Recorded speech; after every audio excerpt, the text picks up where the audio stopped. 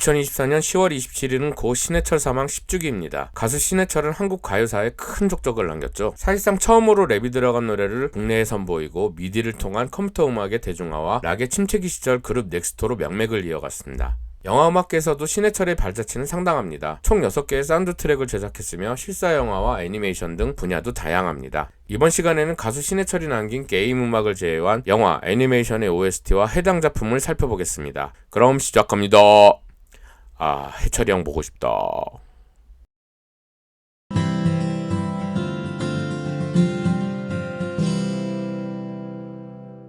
고 신해철이 처음 제작한 사운드 트랙은 지난 1994년 개봉한 영화 바람 부는 날이면 압구정동에 가야 한다입니다. 말죽거리 잔혹사로 유명한 유아 감독의 초창기 작품으로 감독에 데뷔하기 전 시인으로 활동하며 낸 동명시집을 영화한 작품입니다. 최민수, 홍하표라는 당대 탑스타들이 출연했지만 사실 영화 내용은 잘 기억이 나지 않습니다. 이번 영상을 준비하면서 다시 찾아봤는데 자료 찾기가 쉽지 않더라고요. 영화는 대략 당시 오렌지족으로 대표되는 압구정과 현대문명을 비판적인 시각으로 했다는데 작품이 그다지 인상적이지 않았던 데다 개봉한 지도 30년이 더 지나 영화 내용이 잘 기억나지는 않습니다. 다만 이 영화로 첫 주연을 맡은 배우 엄정화는 이후 엄청난 유명세를 타고 가수로도 큰 인기를 끌죠. 그리고 가수 엄정화를 발굴한 것이 바로 신해철이었습니다. 신해철은 그룹 넥스트로 이 영화의 OST를 담당했는데요. 음반에 수록된 엄정화의 가수 데뷔곡 눈동자가 바로 신해철이 작곡한 노래입니다. 이 노래는 신해철이 백보컬을 담당해 잘 들어보면 그의 목소리를 들을 수 있습니다.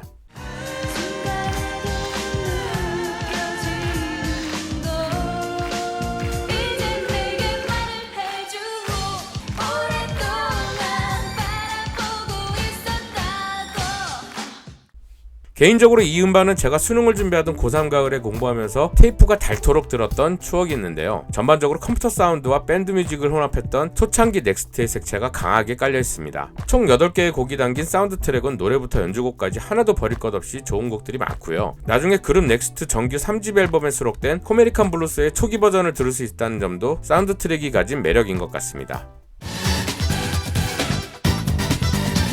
아주 먼 옛날 옛적 당신들이 생각하던 세상이 아니다. 발끝까지 상표들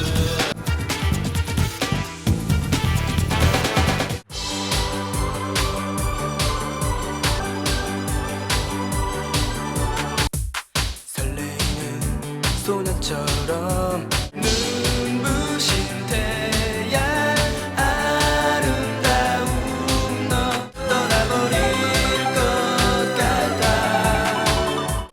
지난 1996년에 개봉한 영화 정글스토리의 사운드 트랙은 당시 활발하게 활동하던 밴드 넥스트가 아닌 신해철의 이름으로 발매해 개인적으로 뜬금없네 라고 했던 기억이 있습니다. 김홍준 감독이 연출한 정글스토리는 당시 신인 가수였던 윤도현과 이제 막 배우 활동을 하던 가수 김창완이 주연을 맡은 영화인데요. 락 가수와 밴드가 어렵사리 공연을 여는 내용으로 다큐멘터리에 가까운 형식으로 당시 침체기를 맞은 국내 락 음악의 현실을 담담하게 그려낸 영화입니다. 이 영화도 사실 비닐하우스에서 음악 연습을 하는 장면 이외에는 내용이 거의 기억나지 않았었는데요. 예전에 이 영화를 봤을 땐 무척 암울한 분위기였던 것 같은데 이제 보니까 좀 희망적인 부분도 있고요. 무엇보다 1990년대 중반에 서울과 파주의 풍경을 볼 수 있어서 너무 좋았습니다. 영화에서 실명으로 출연한 가수 윤도현의 푸릇한 모습도 너무 인상적이었고요. 영화에서는 신해철을 비롯한 넥스트 멤버들과 김바다가 보컬로 활동하던 신하위 등 당대의 락밴드들이 등장하는 모습도 반갑더군요. 영화 OST도 개인적인 추억이 담긴 앨범입니다. 당시에 다음날 군대 가는 친구가 지하철역에서 헤어지면서 저한테 CD로 선물해준 음반이었는데요. 집에 가면서 휴대용 CD로 듣는데 첫 번째 트랙인 정글스토리 메인 테마 파트 1에서 김세영의 기타 연주를 듣자마자 눈물이 쏟아졌던 기억이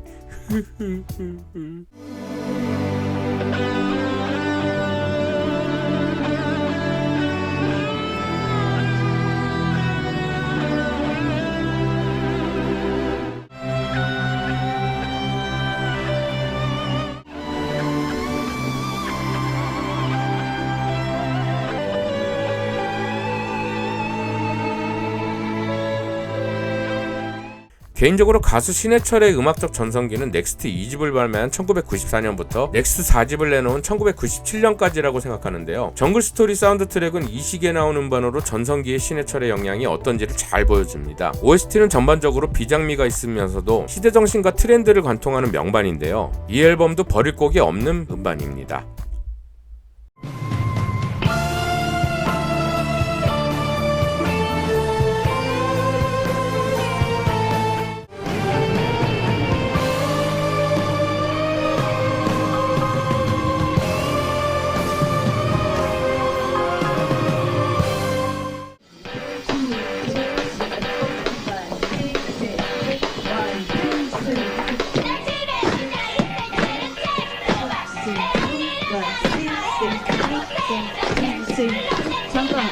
너무 이상해. 뭐가 나올 때도 이상하고 좀 처음 그렇지. 부분이 시작할 때가 김도현 씨.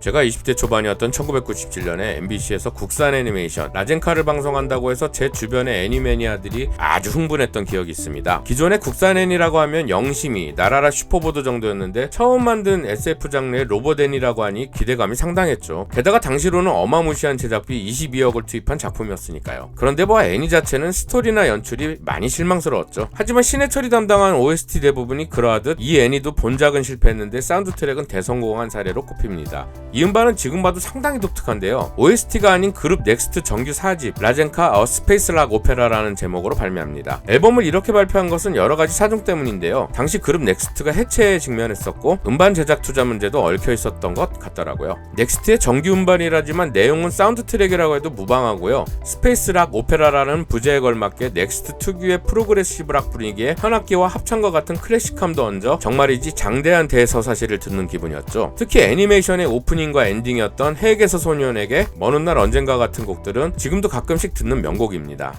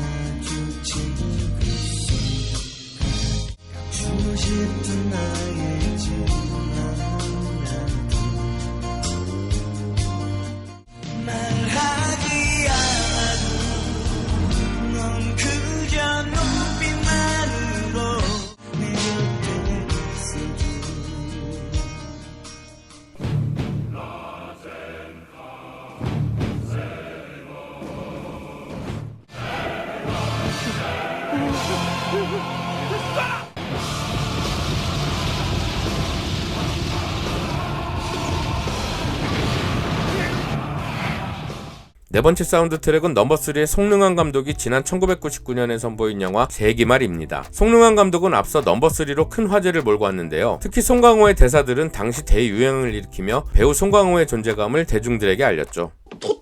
토다는 새끼 저는 배반형이야. 배반형. 배신 배반형. 뭐 에? 이래서 너 라인 내리치는 거야 무조건. 어? 그럼 무대포 정신. 무대포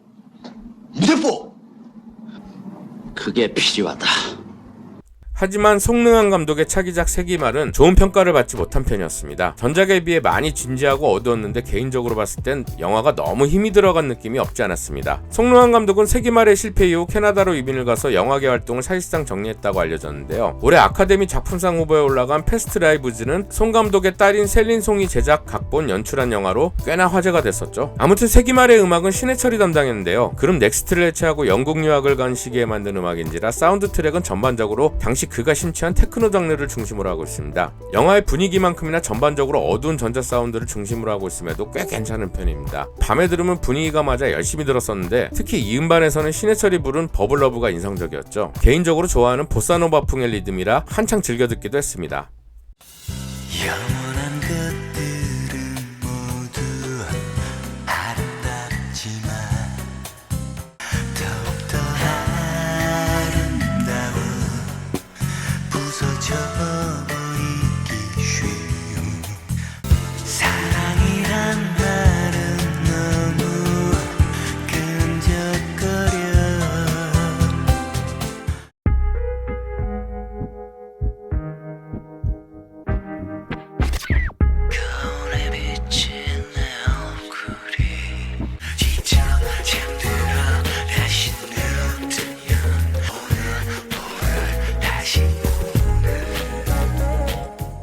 마지막으로 소개할 작품은 지난 2007년에 개봉한 박정우 감독의 코미디 액션 영화 쏜다입니다. 김상진 감독의 영화 주유소 습격 사건, 신라의 달밤, 광복절 특사 등의 시나리오를 집필하다 연출에 데뷔한 박정우 감독의 작품인데요. 박정우 감독은 나중에 연가시, 판도라 등 재난 영화들의 연출과 각본을 맡기도 했습니다. 가무성, 김수로 주연의 이 영화는 감독이 집필한 코미디 영화들과 전반적으로 비슷한 분위기다 보니 조금 식상한 면이 없지 않았고, 주제의식은 좋았는데 다소 이야기 설정이 과한 데다 개연성도 부족해 아쉬움이 있었죠. 그래도 가무성의 코믹 연기도 괜찮은 편이었고, 최근 온라인 커뮤니티에 종종 등장하는 가무성의 상뒤집기 짤은 유명세를 탔습니다.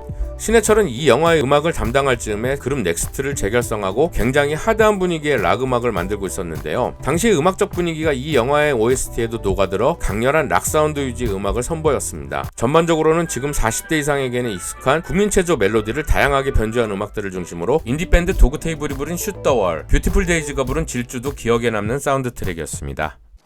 도둑질이든 강도질이든 그 무슨 짓을 해서라도 우리 엄마가 돈 걱정 없이 이 병원에서 몇 달 동안 지낼 수 있는.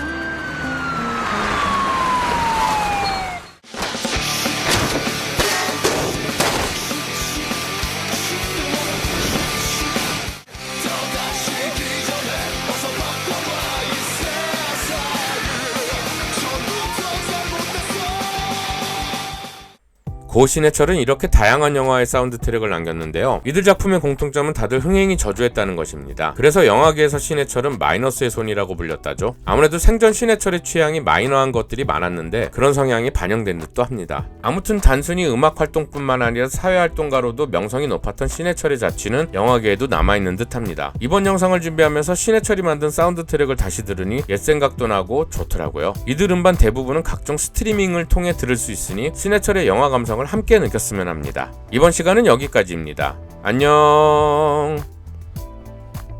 구독, 좋아요, 알람 설정 안 하실 분들. 어르신 회장님 시키는 대로 할게.